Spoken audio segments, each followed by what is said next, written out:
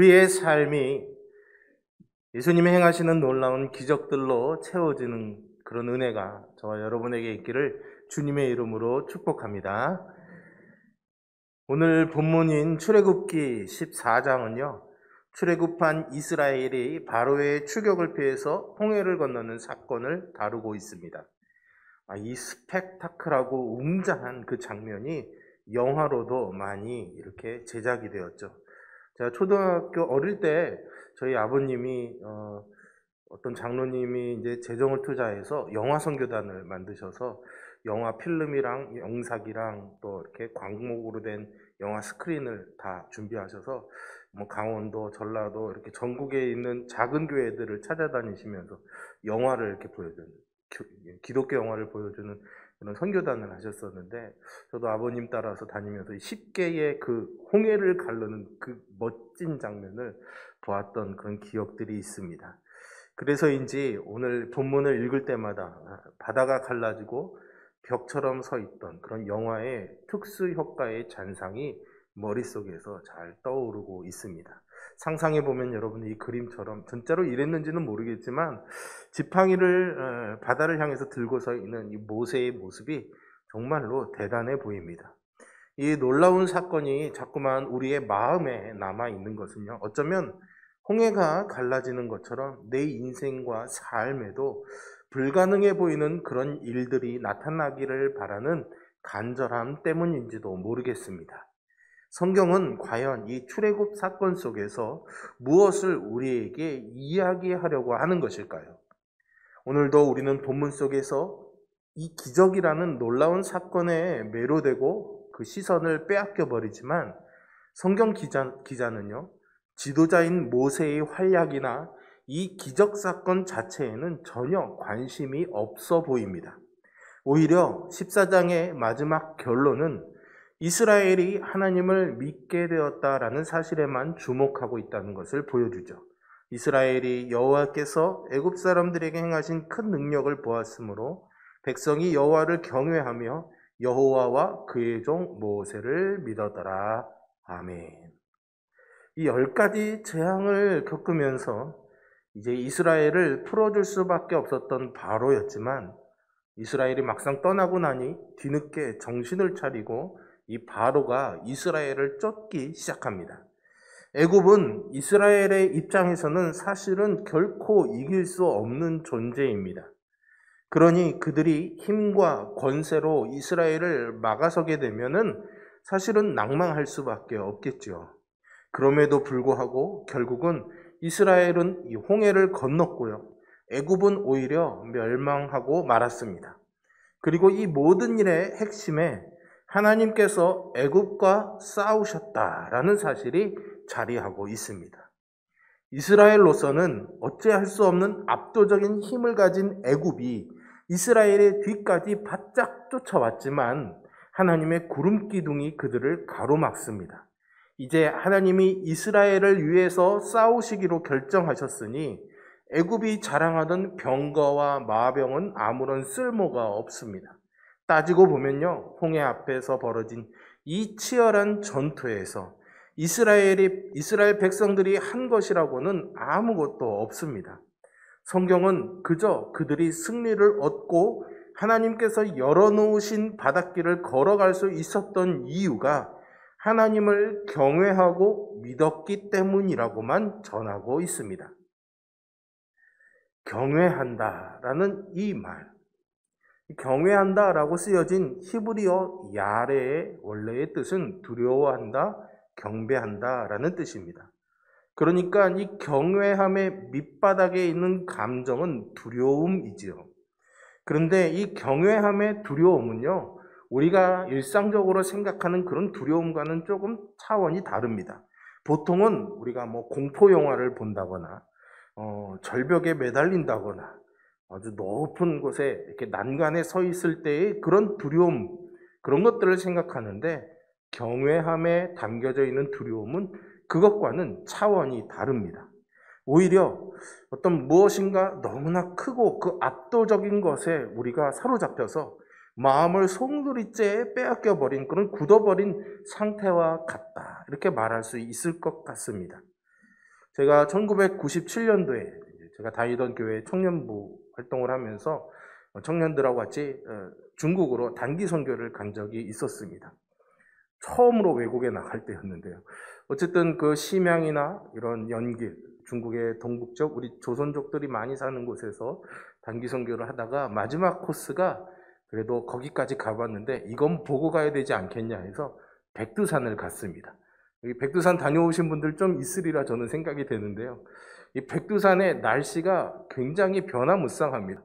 그곳 사람들 이야기는 이 천지를 보려면은 3대가 덕을 쌓아야 볼 수 있다고 그러더라고요. 그만큼 날씨가 안 좋은 때가 많다는 이야기겠죠. 저는 저희 아버님하고 할아버님 덕을 입어서 그런지 날씨가 참 좋을 때 올라갔습니다. 별로 안 믿으시는 눈치신데요. 믿기 나름이죠. 어쨌든 이 중국 쪽에 있는 천지의 가장 높은 봉우리인 천문봉에 올라가서 본 천지의 모습이 바로 이 그림과 같습니다. 와, 얼마나 정말 말로 표현할 수 없는 그런 웅장함, 뭔가 말할 수 없는 그런 감정들이 막 마음속에서 솟구쳐 오르더라고요. 아마 경외함의 두려움이라는 것이 그런 것이 아닐까 그때 한번 제가 느껴봤습니다.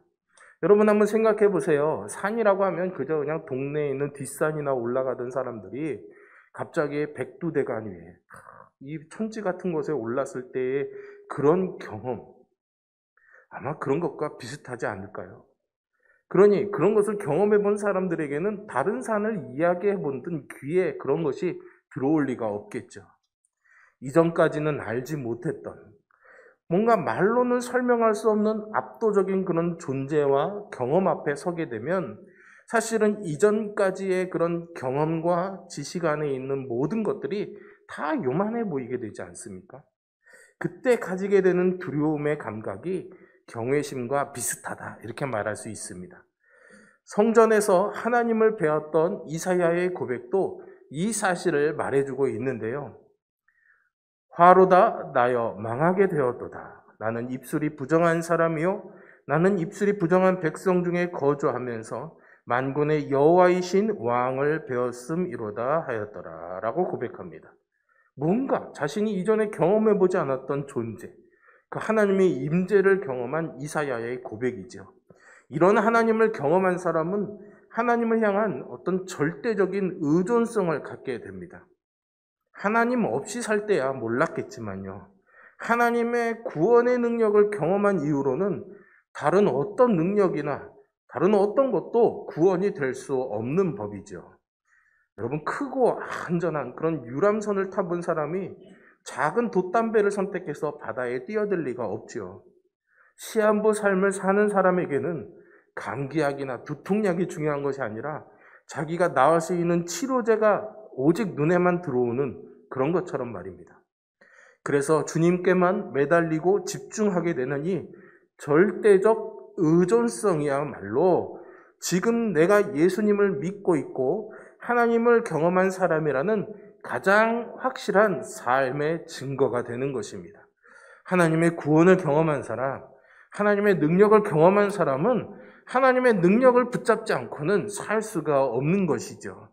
저와 여러분이 매일 이런 믿음의 고백과 그런 구원의 경험이 있는 삶을 살아갈 수 있기를 간절히 소망합니다. 14장 2절에서 하나님께서 모세에게 진을 치라고 명령했던 것을 보니까는 이렇게 되어 있네요. 바다와 믹돌 사이에 비하히롯 앞, 곧 바알스본 맞은편 바닷가였습니다. 어딘지 잘 모르시겠죠? 저도 잘 모르겠습니다.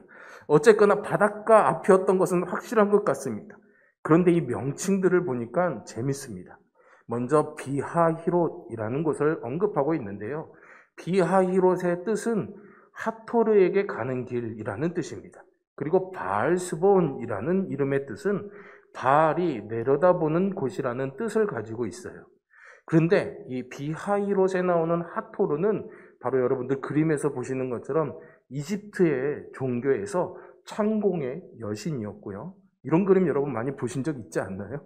그리고 바알은 성경에 많이 나오죠. 고대 중동 지역의 풍요의 신으로 아주 유명합니다.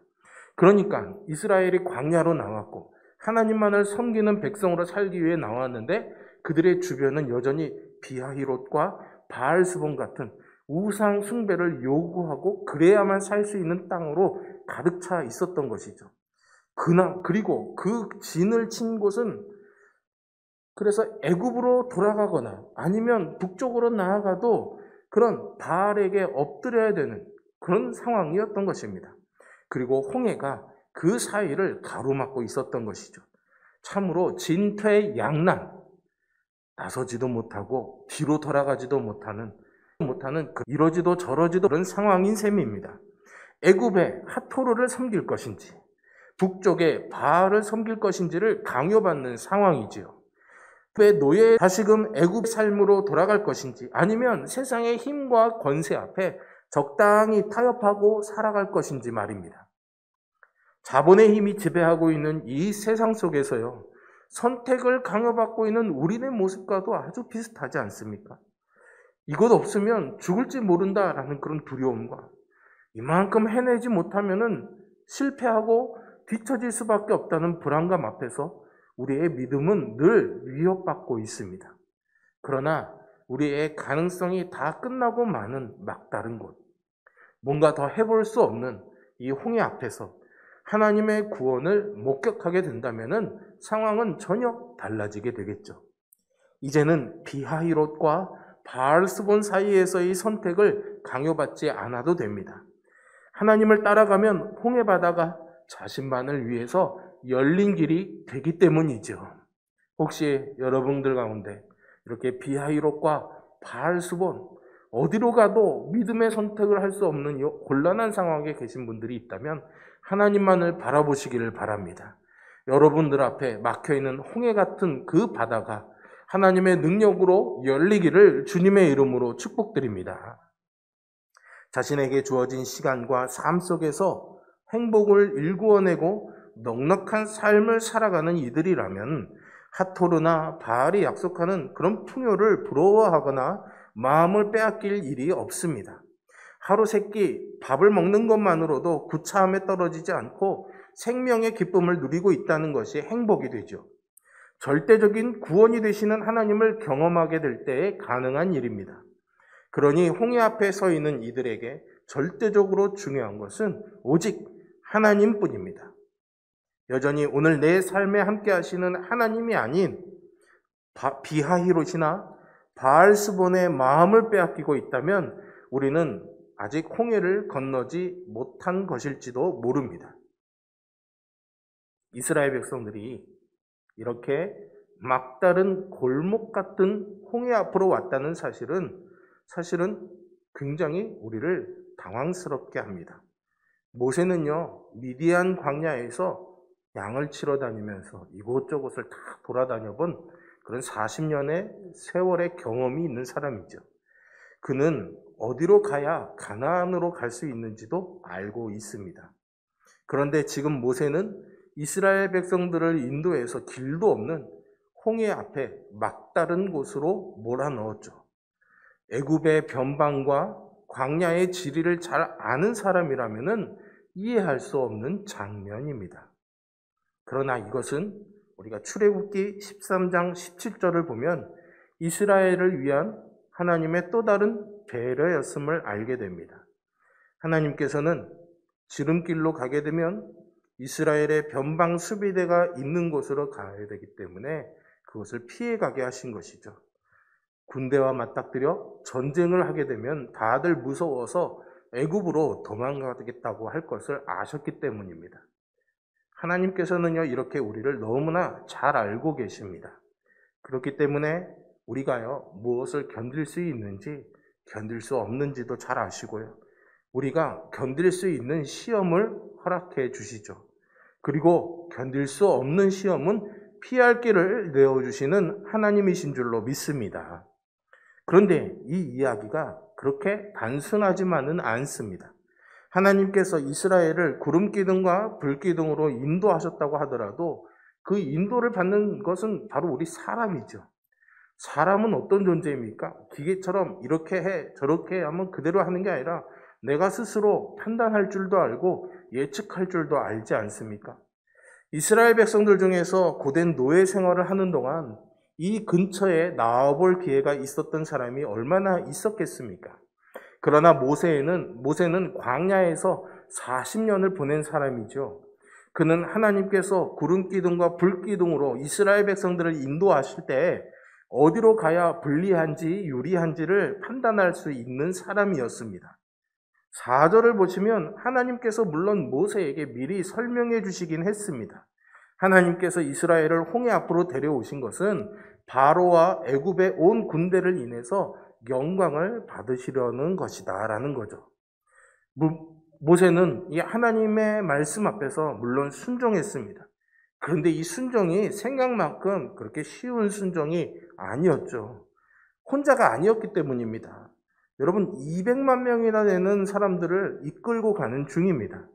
이 광야에서 그의 잘못된 판단 하나 때문에 이 많은 사람들이 굶어 죽을 수도 있고 몰살당할 수도 있는 그런 상황이죠.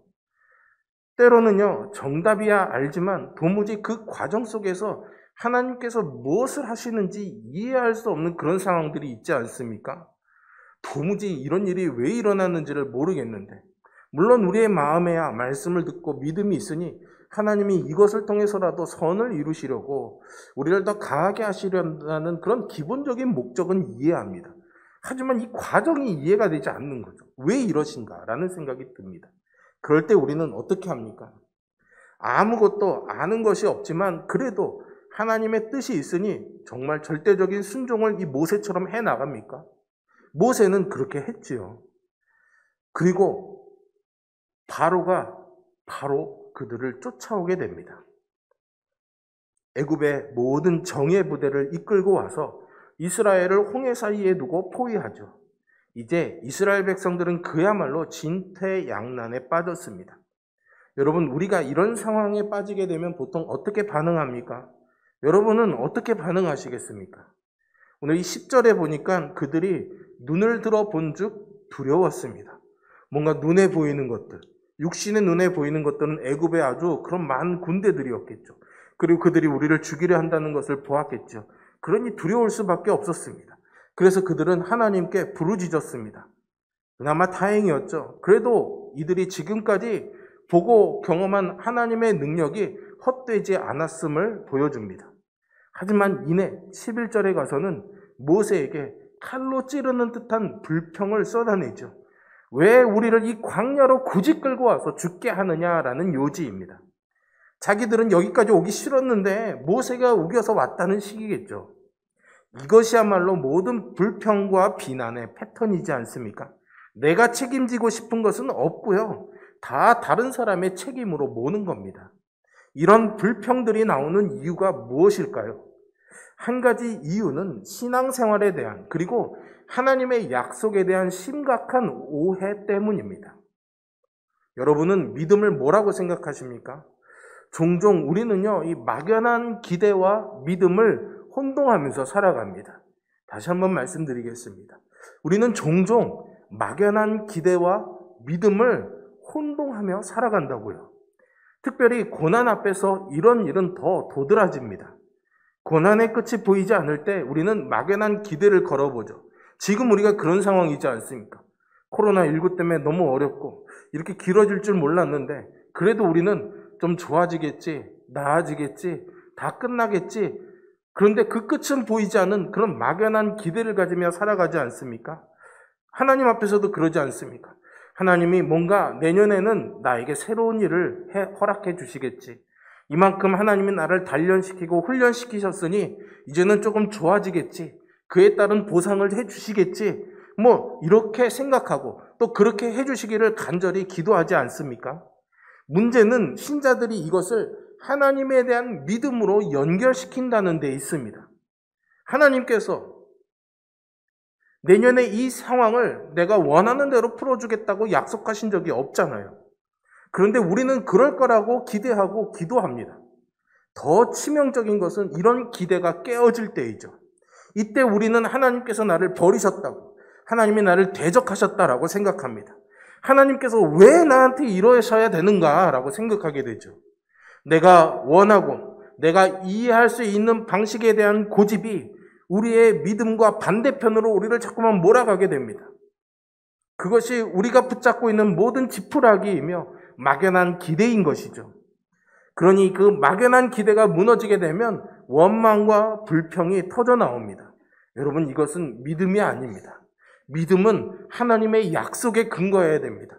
하나님이 약속하신 그 말씀대로 우리가 믿어야지, 우리가 이렇게 되겠지라고 거기에 믿음을 갖다 붙이면은 이런 혼란과 염려와 불안과 불평이 쏟아져 나오는 것이죠. 성경은 분명하게 말해주고 있습니다. 믿음으로 걷는 삶에는 하나님의 말씀을 순종하여 살고자 하면 종종 고난이 찾아온다고 말이죠. 우리가 생각하는 방식과는 전혀 다른 거죠. 이스라엘 사람들의 이 원망과 불평은 사실 40년 광야 생활에서 그들이 보여주게 될 수없는 원망과 불평의 전주곡에 불과합니다. 이런 모든 상황 속에서 우리가 할 수 있는 태도는 원망과 불평이 아니고 무엇이겠습니까? 그것을 모세가 보여줍니다.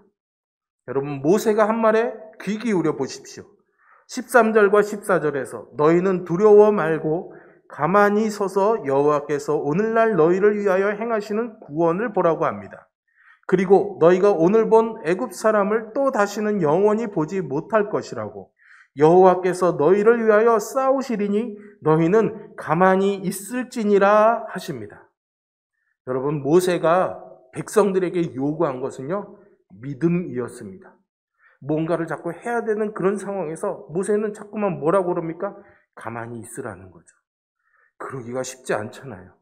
뭔가 붙잡아야지만 살 수 있을 것 같은데 잡지 말고 가만히 있으라니 이 마음이 편할 리가 있습니까? 그런데 모세는 가만히 있으라고 합니다. 무엇 때문에 이렇게 할 수 있는 걸까요? 믿음이 없으면은 할 수 없는 일이죠. 이스라엘 백성들이 눈을 들어서 본 것은 애굽 사람들이었지 이스라엘을 위해서 행하시는 하나님이 아니었습니다. 여러분, 믿음이라는 것은 언제나 눈으로 보는 것 위에 계시는 그 하나님을 보는 것입니다. 우리가 느껴지는, 우리가 경험하는, 우리가 보아지는 것 그 위에 계신, 그 너머에 계신 그 하나님을 보는 것이 믿음이죠. 여러분, 하나님께서 이스라엘 백성들에게 너희가 알아서 싸워봐 라고 명령하지 않으셨습니다. 왜요? 하나님께서 이스라엘을 위해서 싸우실 것이니까는요. 그래서 모세는 2번이나 가만히 있으라고 말합니다. 뭔가 자기가 하겠다고 하는 것, 자기가 할 수 있다고 생각하는 것이야말로 하나님께서 우리를 위하여 행하시는 이 구원을 방해하는 악한 일이 될 수 있습니다. 이스라엘 사람들이 역사적으로 가장 잘못 행한 것이 있다면 바울이 로마서 10장에서 말하고 있는 것처럼 자기 의를 세우려고 힘써 하나님의 의를 복종치 않은 것입니다. 여러분, 이스라엘 백성들에게 요구되는 것은 오직 단 하나입니다. 하나님, 그들을 위해서 구원을 행하시는 그 하나님을 믿음의 눈을 들어 바라보는 것이죠. 그것은 그분을 신뢰한다라는 의미입니다. 그래서 이스라엘 사람들은 결국 하나님께서 홍해를 가르신 사이로 걸어서 건너가게 됩니다. 이것을 히브리서 11장에서는 믿음으로 저희가 홍해를 육지같이 건넜다라고 설명해주고 있습니다. 여러분, 이것을 통해서 우리가 발견하게 되는 하나님의 의도는 너무나도 분명합니다. 맨 처음에 여러분들과 나눴던 31절을 보실까요? 이스라엘이 여호와께서 애굽 사람들에게 베푸신 큰 일을 보았으므로 백성이 여호와를 경외하며 여호와와 그 종 모세를 믿었더라. 여러분, 이것이 바로 하나님의 의도입니다. 하나님께서 우리에게 이런 상황을 인생 중에 허락하시는 이유는 1차적으로는 우리로 하나님을 경외하며 하나님을 믿게 하시려는 것입니다. 언제나 전능하신 하나님께서 자기 백성에게 고난을 허락하신다면 그 고난을 향한 하나님의 의도는 하나님을 경외하고 하나님을 믿게 하려는 것임을 잊지 마시기 바랍니다. 고난이 찾아올 때 회개하고 하나님을 경외하며 하나님을 믿는 것이야말로 하나님의 자녀들이 가져야 될 가장 합당한 반응입니다. 우리가 신앙생활 하려고 할 때 닥치는 어려움들이 있습니다. 믿음으로 순종에 생기는 어려움이라면 그것은 조금도 문제가 아닙니다. 그것은 두려워해야 할 일이 아니죠. 왜냐하면 그것이야말로 하나님께서 영광 받으시기 위해 만들어 가시는 하나님의 일이기 때문입니다. 하나님의 자녀는요, 어쨌든지 믿음으로 살도록 정해진 존재들입니다. 믿음으로 살아봐야만 이스라엘 백성들이 경험한 것 같은 구원의 역사를 경험하게 됩니다. 왜 우리의 삶에 감격이 없고, 왜 우리의 삶에 하나님의 역사가 일어나지 않고 감동이 일어나지 않는 것일까요? 하나의 분명한 대답은 믿음으로 살아가지 않기 때문입니다. 하나님이 일하시도록 그 주인 자리를 이렇게 내어드리지 않으니까. 여전히 내가 여기 있으면서 하나님 좀 어떻게 이렇게라도 해보시라고요. 우리가 자꾸 요구하고 있는 것은 아닐까요? 이러한 위급한 일이 닥칠 때 우리는 엎드려서 육신의 눈을 질끈 감고 믿음의 눈을 열어서 하나님을 보아야 합니다. 그것은 모세의 말대로 가만히 있어 우리를 위해 행하시는 하나님의 구원을 바라보는 것이죠. 가만히 있으라는 것은 상당히 어려운 명령입니다. 2번씩이나 모세가 이렇게 말한 것은 이 상황에서 뭔가를 하겠다고 하면 그것이야말로 망하는 길이었기 때문이죠. 하지만 홍해를 가르시는 하나님을 믿는다면 가능합니다. 그 하나님을 경험하는 것에 집중하고 그가 베푸시는 은혜에 휩싸여 경외감이 생기게 되면 우리가 붙들고 있는 손을 놓을 수가 있지요. 하나님만을 의존하는 사람이라면 마땅히 하나님의 뜻을 따르며 살아가야 합니다. 그런 사람은 홍해를 길로 삼으며 살아가게 될 줄로 믿습니다. 그러니 사랑하는 교우 여러분, 하나님을 경외하는 믿음으로 하나님과 일치된 삶을 사는 일에 온 마음을 쏟으시기를 부탁드립니다. 이스라엘을 위해 싸우시는 하나님께서 이 암담하고 어두운 시대 속에서 우리의 삶을 능히 건져 올리셔서 홍해 가운데로 지나가게 해주시는 능력 베푸시기를 주님의 이름으로 축원드립니다. 기도하겠습니다.